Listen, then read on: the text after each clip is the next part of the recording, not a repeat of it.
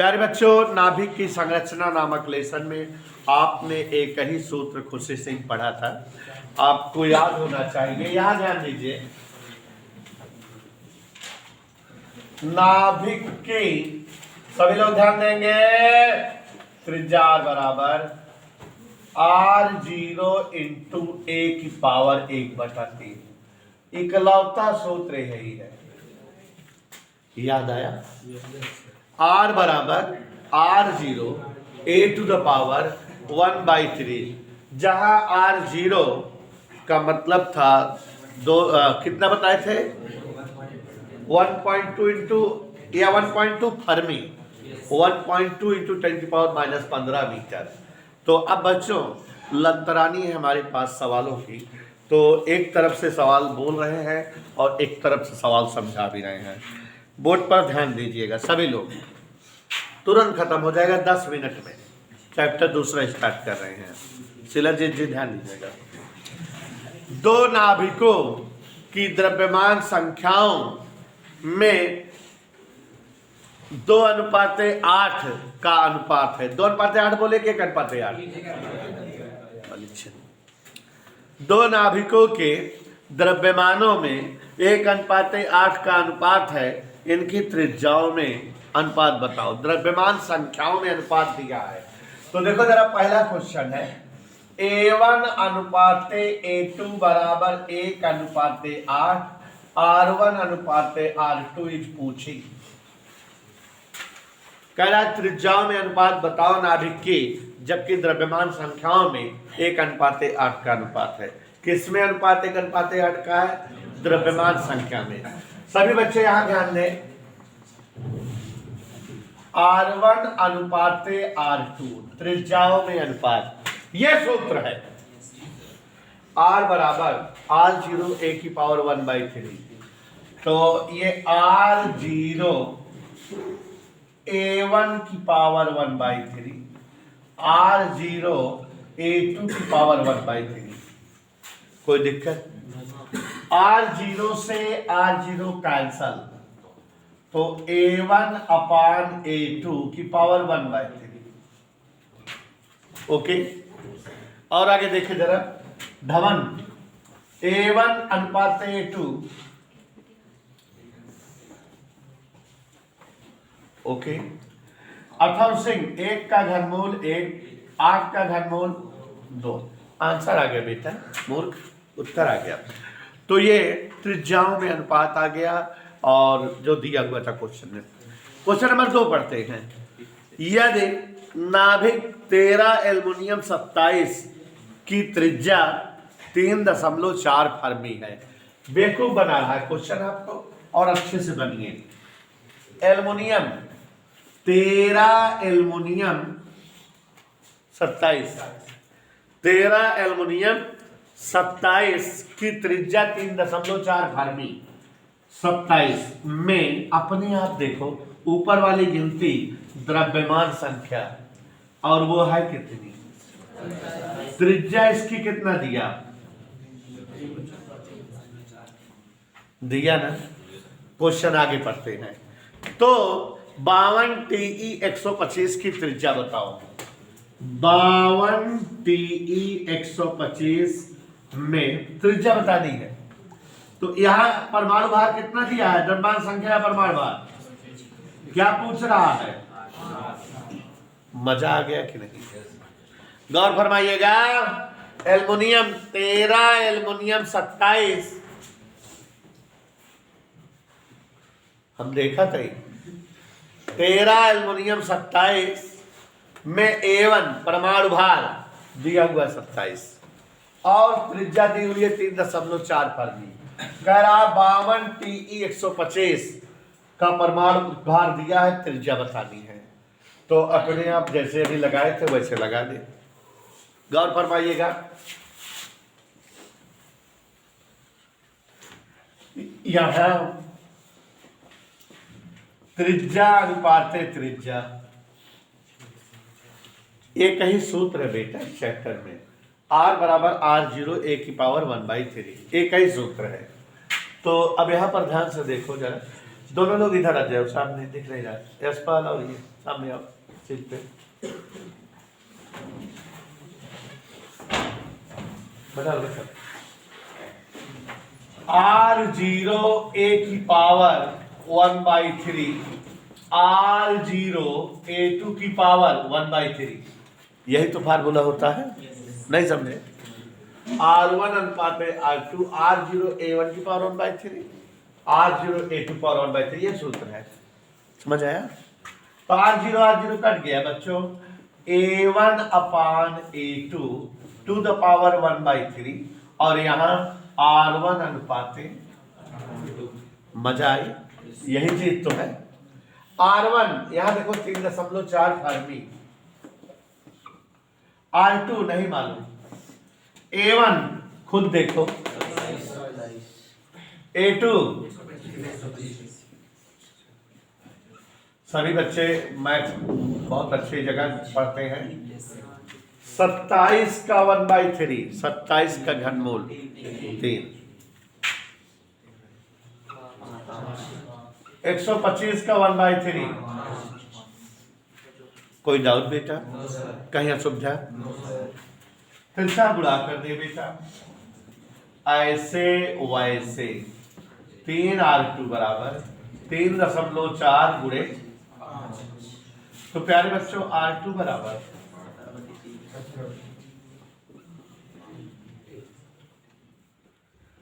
इसको 3 से भाग दे दो, 3 एक कम 3, 3 एक कम 3, 11 × 5 = 55, लगभग 5.5 फर्मी। Any doubt? हमारे बीच संदीप प्रजापति जी हाथ बांधकर बैठे हुए हैं। क्वेश्चन नंबर 3 चल रहे हैं, बता दें। 3Li7 के नाभिक में कितना प्रोटॉन और कितना न्यूट्रॉन होंगे? ध्यान से देखिएगा। 3Li7 लिथियम 3Li7 में कितना, हाउ मच प्रोटॉन और कितना हाउ मच न्यूट्रॉन है? तो यहां पर ध्यान दीजिएगा रवि जान, ये जो गिनती इधर लिखी रहती है उसको परमाणु क्रमांक Z से व्यक्त करते हैं, और वो जो गिनती ऊपर लिखी रहती है परमाणु भार A से व्यक्त करते हैं। आपको पता होना चाहिए कि जितना परमाणु क्रमांक चाचा Z होते हैं उतने प्रोटॉन उतने इलेक्ट्रॉन, इलेक्ट्रॉन बराबर प्रोटॉन बराबर परमाणु क्रमांक, और इन दोनों का जो डिफरेंस होता है, अंतर, वो होता है न्यूट्रॉन। तो प्रोटॉन न्यूट्रॉन सब आराम से निकाल लेंगे। प्रोटॉना बराबर, माने इसमें कितना प्रोटॉन है, जितना परमाणु क्रमांक हो, इसमें 3 प्रोटॉन है। न्यूट्रॉना बराबर, हमने बताया कि सूत्र याद करे रहो, A - Z।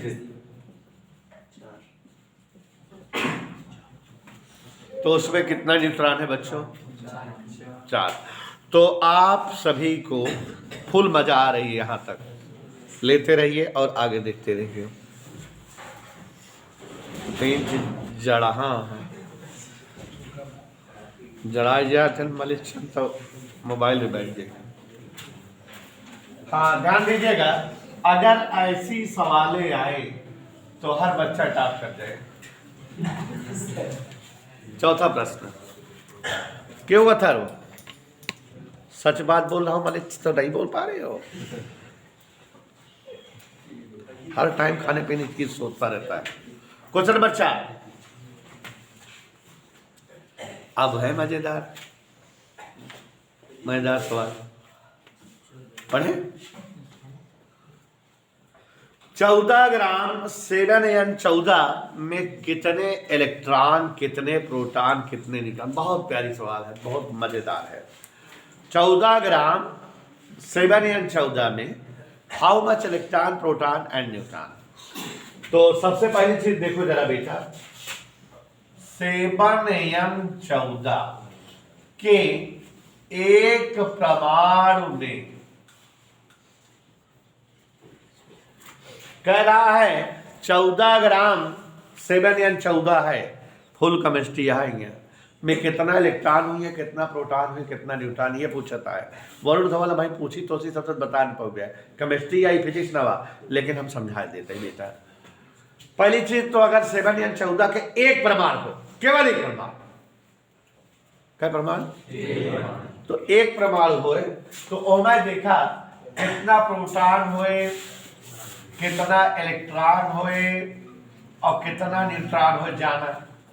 एक का कैसे जाना? जब प्रोटॉन माने हम बताए रहे भाई जेड, जेड माने 7, और जितने प्रोटॉन हो तो उतने का होता है, और न्यूट्रॉन जाने बिना दोनों डिफरेंस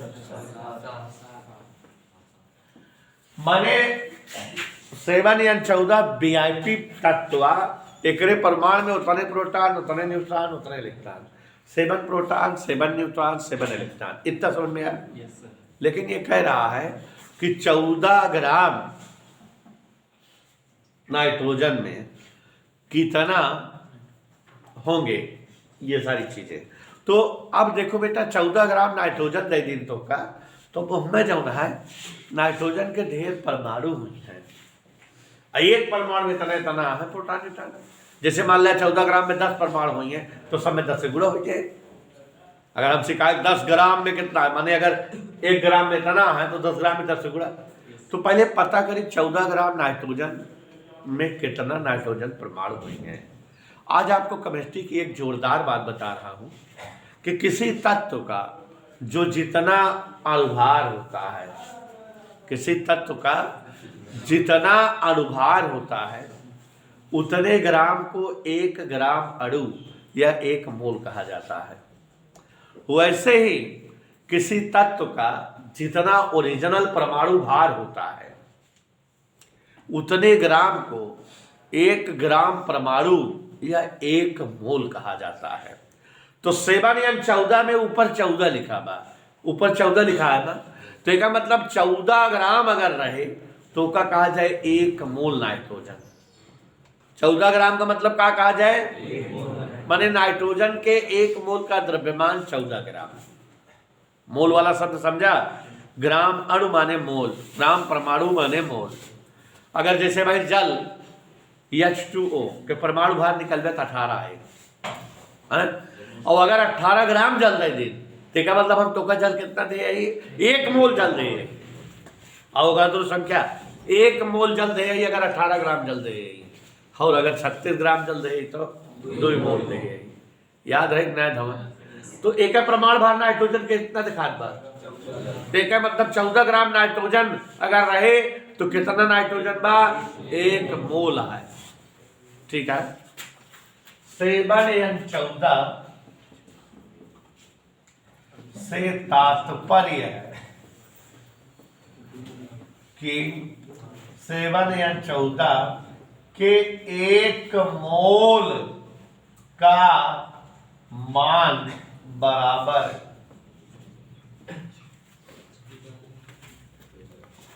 1 मोल का मान कितना हुआ? मतलब हमसे कहा था 14 ग्राम नाइट्रोजन में कितना इलेक्ट्रॉन प्रोटॉन न्यूट्रॉन हुई बतावा, तो मतलब 1 मोल नाइट्रोजन में कितना इलेक्ट्रॉन प्रोटॉन न्यूट्रॉन हुई है यह बतावा कहत बा ना। उल्टा ले ले, इसलिए 14 हमका 14 ग्राम देगा ना में नाइट्रोजन का 1 मोल होगा। कितना मोल होगा?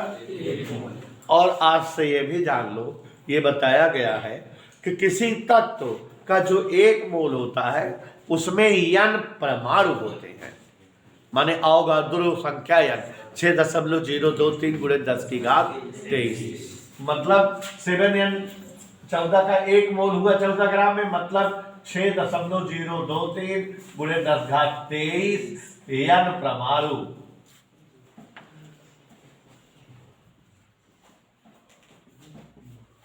कोई दिक्कत? अगर हमको 14 ग्राम नाइट्रोजन दिया है, इसका मतलब कितना ग्राम नाइट्रोजन दिया है? 1 मोल नाइट्रोजन दिया है, और 1 मोल नाइट्रोजन दिया है मतलब नाइट्रोजन के 6.023 गुणे 10 घात 23 परमाणु दिया है। इसलिए 14 ग्राम 7 या 14 में कुल प्रोटॉन, कुल न्यूट्रॉन, कुल इलेक्ट्रॉन अब निकाल सकते हैं। हमको पता लग गया ना कि 14 ग्राम नाइट्रोजन में कितना मोल है, 1 मोल, और 1 मोल में क्या परमाणु होते हैं, कितना परमाणु होते हैं, और 1 परमाणु में क्या प्रोटॉन, 7 से गुणा कर देते हैं, इतने परमाणु में प्रोटॉन आ जाएंगे ना। तो कहा 14 ग्राम में कितना परमाणु प्रोटॉन है, तो हम जानते हैं कि 1 परमाणु होता है तो 7 प्रोटॉन होते हैं, लेकिन हमारे पास कितना परमाणु है, तो इतना प्रोटॉन होंगे कि नहीं हमारे पास, पूरा कर दो।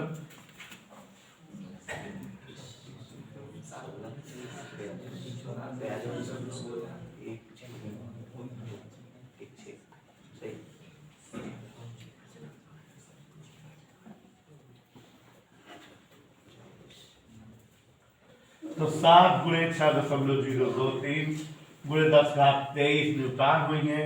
7 गुणे 6.023 गुणे 10⁻23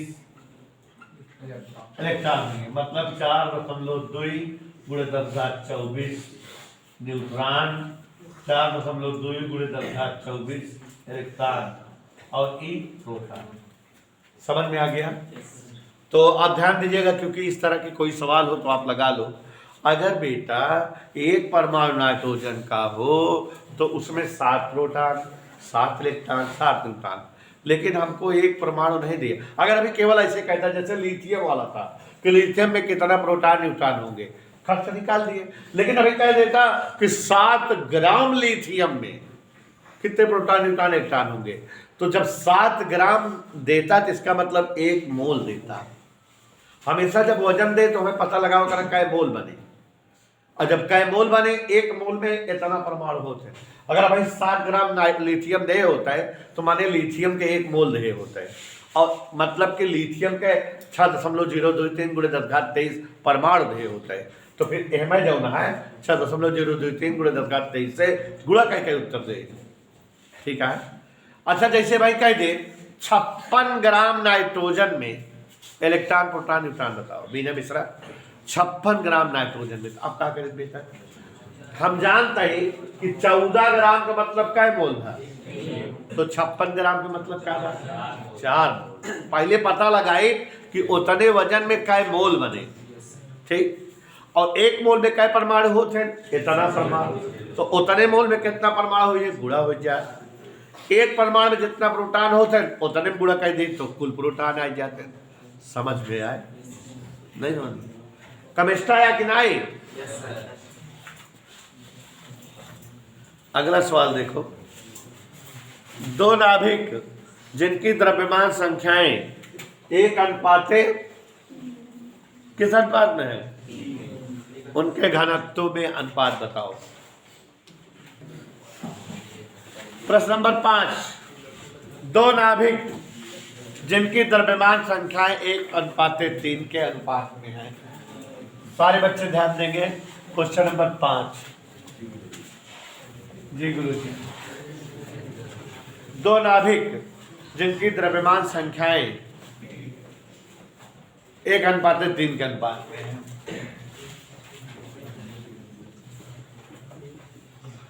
इनके घनत्व में अनुपात बताना है। अब जो बच्चे चैप्टर पढ़े होंगे वो अच्छे से जान रहे हैं कि पूछ क्या रहा है, दिया क्या है। तो अब यहां देखो जरा, D1:D2 घनत्वानुपात, क्या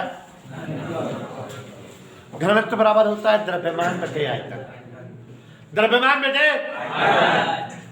तो अब यहां देखो जरा पहले वाले का, अगर पहले वाले का द्रव्यमान संख्या A1 है, माने उसमें A1 न्यूक्लियन है। एक न्यूक्लियन द्रव्यमान अगर m हो तो कुल न्यूक्लियनों के द्रव्यमान MA1। नहीं समझ में? MA1 सूत्र होता है घनत्व का द्रव्यमान बटे आयतन, तो MA1 अपान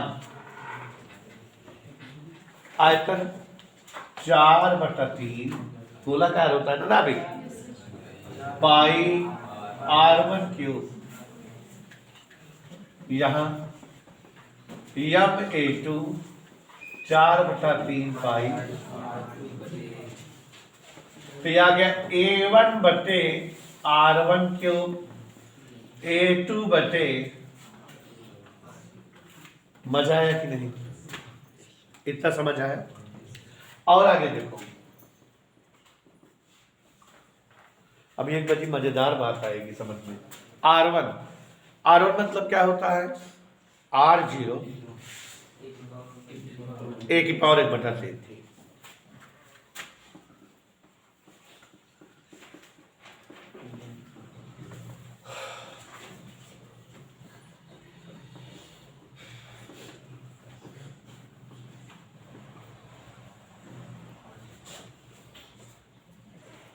R0 कर दिया।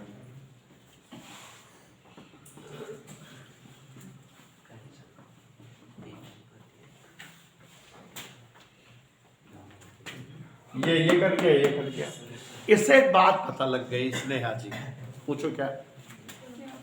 इससे एक बात ये पता लग गई कि दुनिया के जितने नाभिक हैं सबके घनत्व तो समान होते हैं। देख लो कि घनत्व का जो सूत्र आ रहा है 1:1 आ रहा है अनुपात में। घनत्व में द्रव्यमान संख्या नहीं है निकालते समय। जब घनत्व निकालते हैं तो A1 से A1 कट जाता है, R वगैरह रहता है, द्रव्यमान संख्या नहीं रहती। तो दुनिया के सभी नाभिक के घनत्व तो समान होते हैं। पूछा इनके और इनके घनत्व में अनुपात बताओ, तो 1:1 मतलब समान।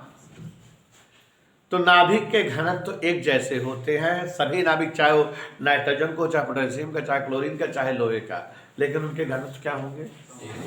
क्यों? क्योंकि घनत्व में द्रव्यमान संख्या सूत्र में नहीं होती, घनत्व तो कांस्टेंट पद है। ठीक है, तो नाभिकों के घनत्व तो हमेशा समान होते हैं। हम चाहते तो डायरेक्ट बोल देते कि नाभिकों के घनत्व तो समान होते हैं, इसलिए दोनों नाभिक के घनत्व में अनुपात बराबर 1:1। लेकिन मुझे आपको दिखाना था कि कैसे होता है। और अब अगर 1 नंबर में आएगा तो डायरेक्ट बोल देना। जैसे कह दे कि दो नाभिकों की द्रव्यमान संख्याएं 3:5 के अनुपात में है, उनके घनत्व में अनुपात बताओ। सर गए जाए चाहे जितने अनुपात को दे रहे द्रव्यमान संख्या, घनत्व का अनुपात हमेशा 1:1।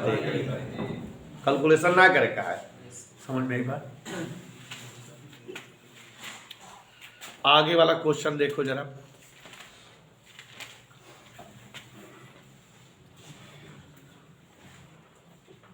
जल के एक अणु में कितने प्रोटॉन व न्यूट्रॉन होते हैं? इसको ध्यान दीजिए।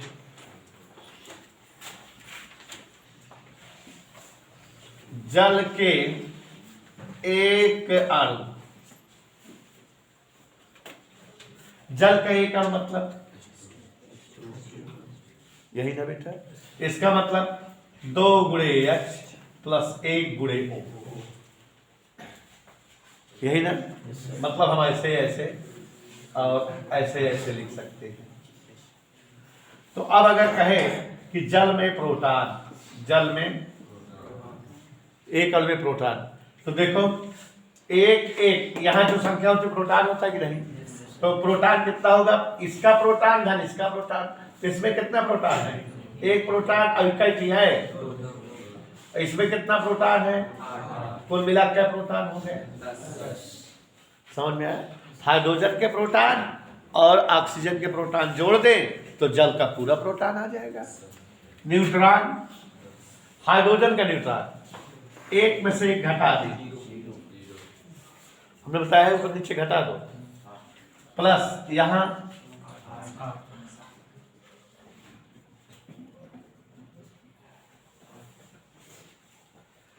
इलेक्ट्रॉन, जितना प्रोटॉन उतना इलेक्ट्रॉन, सीधा सीधा। यहां देखो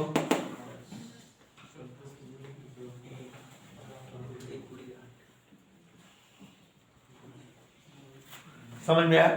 तो जल के एक अणु में 8 प्रोटॉन 8 इलेक्ट्रॉन, नहीं 10 प्रोटॉन 10 इलेक्ट्रॉन और 8 न्यूट्रॉन होते हैं। लेकिन ये कितने में? एक अणु या एक परमाणु में। ठीक है, अगला क्वेश्चन क्या है? किसी तत्व का परमाणु भार भिन्नात्मक या परिमेय संख्या में क्यों होता है? मतलब जैसे आप जानते हो परमाणु भार का मतलब क्या है? उस नाभिक में स्थित प्रोटॉनों और न्यूट्रॉनों की संख्या का योग परमाणु भार या द्रव्यमान संख्या होती है। तो भाई किसी नाभिक में या तो 10 प्रोटॉन होंगे या तो 5 न्यूट्रॉन होंगे, या तो 18 प्रोटॉन होंगे या तो 20 न्यूट्रॉन होंगे। पूर्ण संख्या प्रोटॉन न्यूट्रॉन होंगे कि नहीं? तो जब जोड़ोगे तो पूर्ण संख्या में उत्तर आना चाहिए कि नहीं? लेकिन क्लोरीन का परमाणु भार 35 5 है। है ना। तो कहा मैं आधा न्यूट्रॉन और 17.5 न्यूट्रॉन और 18 प्रोटॉन है। ऐसे ही और भी तत्व का जो है प्रमाण भार दशमलव संख्या में है। तो प्रमाण भार तत्वों के दशमलव संख्या में क्यों होते हैं? तत्वों के प्रमाण भार दशमलव संख्या में क्यों होते हैं? जबकि प्रमाण भार का मतलब है समस्त न्यूट्रॉनों या प्रोटॉनों की संख्या। तो प्रोटॉन या न्यूट्रॉनों की संख्या पूर्ण संख्या में होगी, काहे दशमलव में होते हैं? टेक्निकल क्वेश्चन है, अपने अपने केमिस्ट्री टीचर से पूछिएगा, ठीक है। आपके दिमाग में कभी क्वेश्चन नहीं उठा भाई, अगर किसी तत्व का प्रमाण भार कहते हो तो नाभिक में उपस्थित समस्त प्रोटॉनों और न्यूट्रॉनों का जोड़, तो प्रोटॉन और न्यूट्रॉन तो पूरी संख्या में होंगे। क्या कहा 17.5 न्यूट्रॉन है, ये तो होए ना, 17 न्यूट्रॉन होंगे, 18 प्रोटॉन होंगे। लेकिन बताओ हाइड्रोजन का भी 1.008 परमाणु भार होता है, नाइट्रोजन क्लोरीन का 35.5 होता है। ऐसे और भी तत्वों के परमाणु भार दशमलव में हैं। क्यों? पूछा जा सकता है कि क्यों इनके परमाणु भार दशमलव में होते हैं, पूर्ण संख्या में क्यों होते हैं, जबकि हमें परिभाषा बताई गई है कि परमाणु भार हमेशा जो है पूर्ण न्यूट्रॉन प्रोटॉन की संख्या होती है। तो इसका जवाब हम बता दे रहे हैं। हालांकि आप अपने अपने केमिस्ट्री मास्टरों से पूछना, और आपके दिमाग में क्वेश्चन बनना चाहिए कि नहीं। एक्चुअली बेटा जब समस्थानिक की खोज हो गई कि किसी तत्व के इतने समस्थानिक होते हैं, किसी तत्व के इतने समस्थानिक, तो भाई जो समस्थानिक, जैसे अगर क्लोरीन का समस्थानिक खोज लिया गया तो कुछ अलग नहीं, वो भी तो क्लोरीन है। तो कहा सबके परमाणु भार अलग अलग रहे, तो सिस्टम सेट किया गया कि किसी तत्व के जितने भी समस्थानिक हैं सबका भार जोड़ दो और औसत निकाल लो, वही सबका परमाणु भार होगा। मतलब किसी तत्व का परमाणु भार उस तत्व में उपस्थित प्रोटॉनों न्यूट्रॉनों के भार के बराबर होता है, साथ ही साथ इसका मान उस तत्व के समस्त समस्थानिकों के औसत भार के बराबर होता है। अब अगर क्लोरीन में एक जो है तत्व का परमाणु भार, एक तत्व में 35 प्रोटॉन न्यूट्रॉन थे, न्यूट्रॉन और प्रोटॉन कितना थे एक तत्व में? 35, और उसका जो समस्थानिक था उसमें 36 थे। दोनों का औसत निकाला गया, 35 + 36/2 35.5। तो क्लोरीन का घोषित हो गया परमाणु भार 35.5। कैसे? उसके समस्त समस्थानिकों के औसत मान को, और जब औसत निकाला जाएगा दशमलव आ जाएगा। 17Cl35 और 17Cl36 दो जो है क्लोरीन होते हैं एक दूसरे के समस्थानिक। क्या क्या होते हैं? और अब अगर परमाणु भार क्लोरीन का निकाला जाए तो इसके समस्त समस्थानिकों के भारों का औसत, तो 35 + 36/2 35 आ जाएगा। ऐसे हाइड्रोजन का भी सारे जितने समस्थानिक को जोड़ लो, जैसे हो तैसे भाग दे दो, तो भाग दोगे तो दशमलव में आ जाएगा। Is that okay?